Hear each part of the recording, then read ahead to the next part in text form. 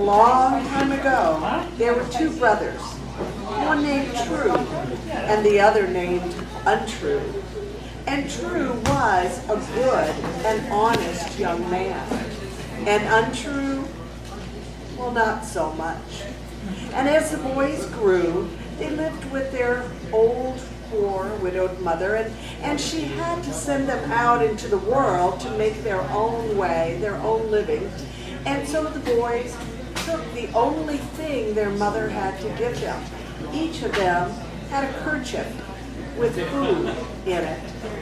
And they left. And they walked, and they walked, and they walked, and they didn't find any work that day, and so there were no coins in their pocket.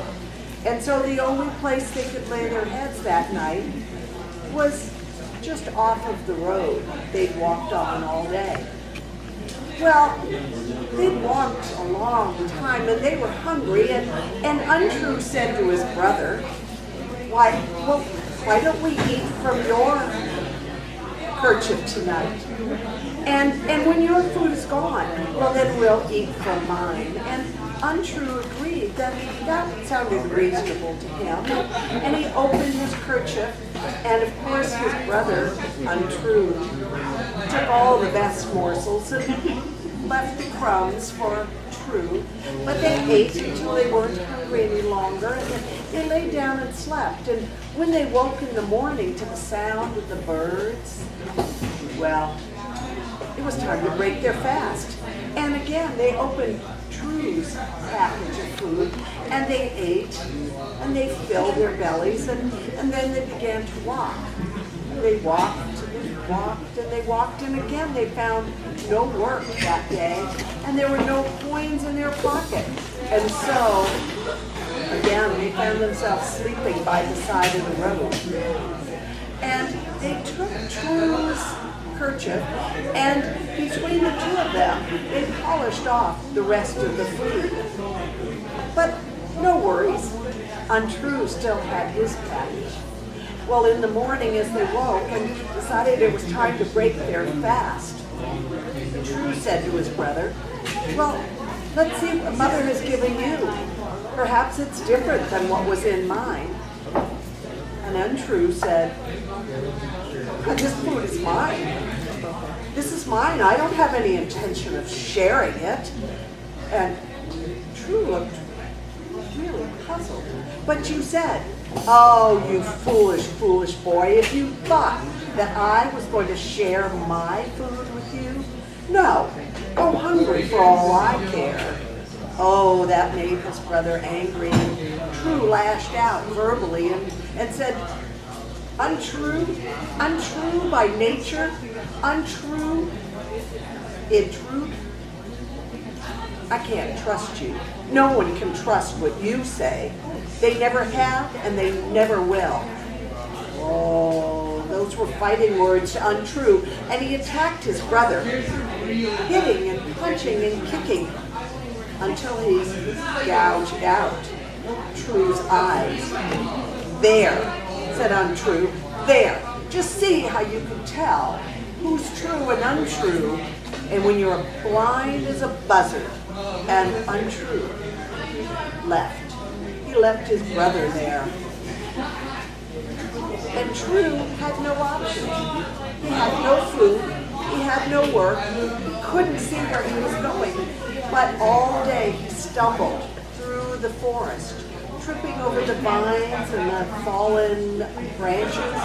And he was battered and bruised, but he could sense that the day was coming to a close. And as it got later, he put out his hands and he felt the bark of a lime tree. And he thought, perhaps I'll just climb the tree and I'll sleep up in the fork of the branches, and at least I'll be safe from the animals. And that's what he did. He climbed up and up until he found a place to make himself comfortable to sleep that night.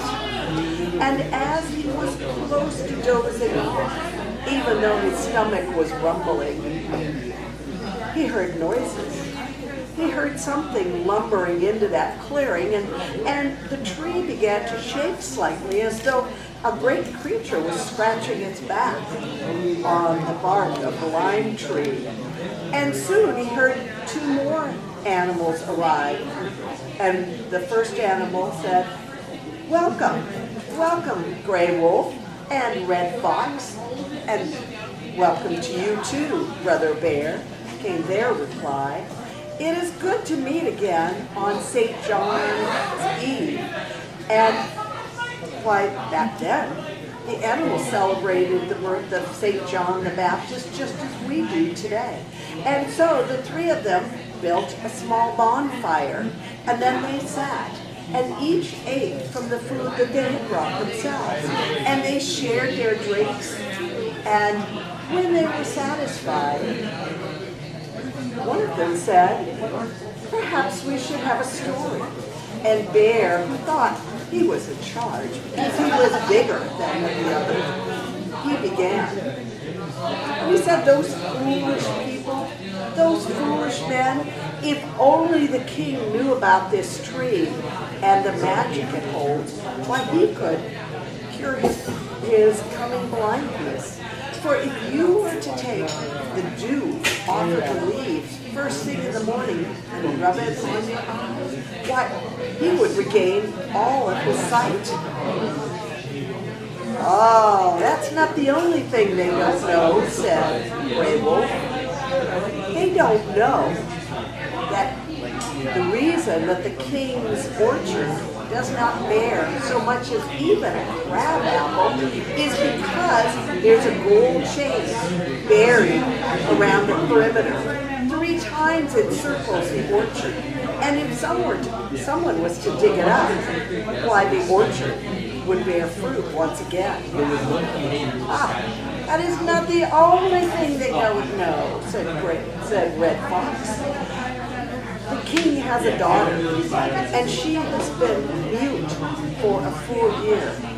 For last year, when she was taking Holy Communion in the church, why, the communion wafer fell from her mouth. It fell on the ground, and she did not notice. But a big, green toad living underneath the altar, why, that toad snapped up that morsel, and it's now stuck in its throat. If anyone were to find that toad and cut it open, why, if the princess were to eat that last bit of morsel, she would gain her voice back." Well, the animals talked, and the evening wore on, and he said, "It's getting late. It's time to camp out the bonfire and make our way. And next year, on St. John's Eve, we'll meet again." And so that's what they did. And there sat True in the tree. And after hearing all of that and walking all day, he finally fell asleep. And in the morning, the sounds, the noises, and the songs of the birds woke him. And he climbed down out of that tree. But before he did, he took some of the leaves and he gathered the dew and he rubbed his eyes. And his sight was restored exactly as it had been before his brother had gouged out his eyes.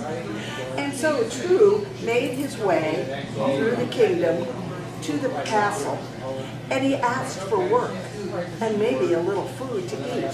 And they gave him a job working in the garden. Well, one day, while True was working in the garden, the king came through, and all of a sudden his aide said, "Your Majesty, look up, look up. There's a hawk and it's coming for your chickens." Well, the king, he grabbed his rifle and he aimed and he shot, but he missed that hawk because his eyesight continued to get worse and worse by the day. If there was only something someone could do. My physicians, my magicians, my advisors, no one can help me regain my sense of sight. And with that, True said, "Your Majesty, if you will but trust me, tomorrow, I think I can help you. Meet me here in the garden tomorrow before the sun rises." And the king was puzzled, but he did as True asked. And they left the palace and walked no more than a mile in a west direction until they came to that lime tree. And True climbed that tree while the king waited at the bottom, and he gathered up the leaves that had the most dew. And then he carefully carried them down, and he said, "Your Majesty, dab the dew onto your eyes." And that is what the king did. And one by one, as he dabbed that morning dew from the lime tree on his eyes, his sight returned to what it had been when he was a young man, and he was greatly appreciative of all that True had done for him. And from that day, he began to seek True out, to talk to him and listen to him. Well, the days passed, and the king came to the garden, and he was talking to the head gardener and said, "I am so upset.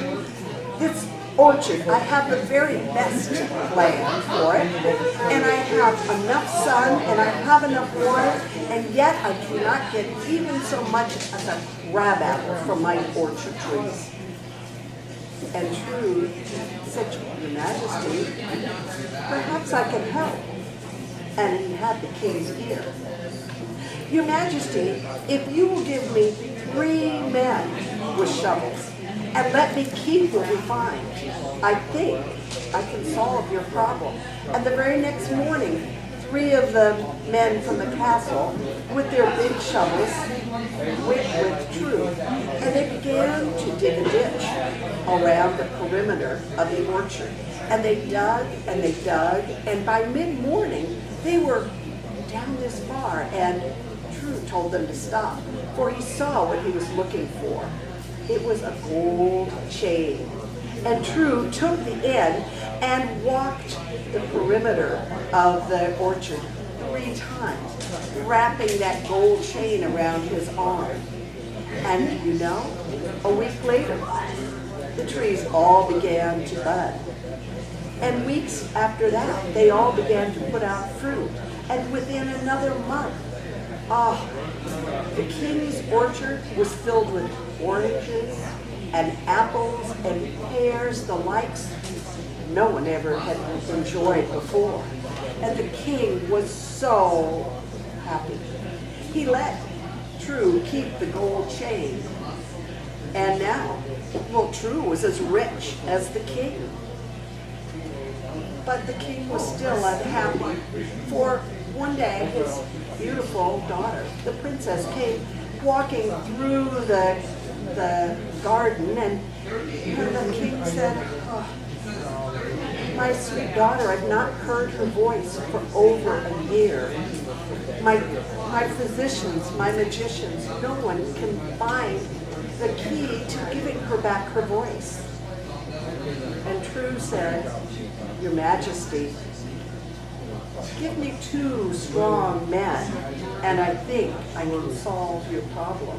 And without waiting, the king ordered his 2 strongest men, and those 2 men followed True into the church.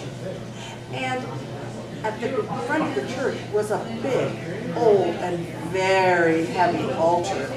And True had the 2 men pull and tug and move it back. And then True dug underneath the tile that was the stone that lay beneath the altar. And there, just as the red fox had said, was a big, fat toad with a piece of bread sticking out of its mouth.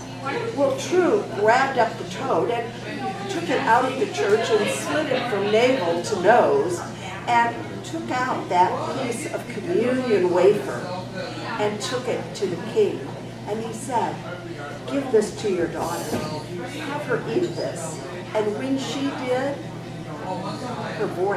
her lovely voice rang out in the palace. It was restored. And the king said, "Whatever you want.